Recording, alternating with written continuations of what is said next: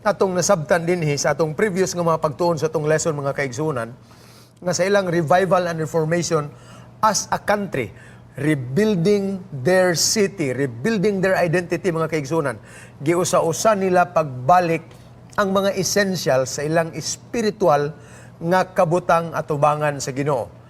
There was a time nga ilahang gi-check kung unsa ang problema internally o externally sa ilang nasod ug ilang nakita nga ang mga kabus ilang nahiklin labi na gyud sa ilahang mga tawhanong katungod ug ang ilang kaayuhan mga kaigsunan. So ilang ning gitan-aw pag-usab and they took care of the needy people in their community. Human dinhi mga kaigsunan, naghimo sila og public Bible reading which was part of the revival and reformation alang nini mga tawhana.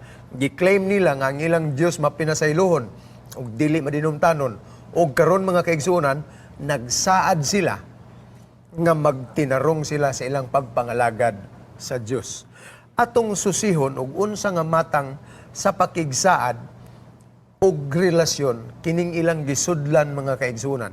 There were of course stipulation in the covenant ug ang relasyon between God and His people is being established ug sa tibuok Biblia mga kaigsunan makita nato nga ang pakigsaad sa Dios ug sa iyang katawhan gikan pa ni Adan human sila nahulog sa sala hangtod sa iyang katawhang Israelita hangtod pa bisan sa bagong tugon mga igsoon ug dinhi sa atong panahon karon the same covenant remains what it is.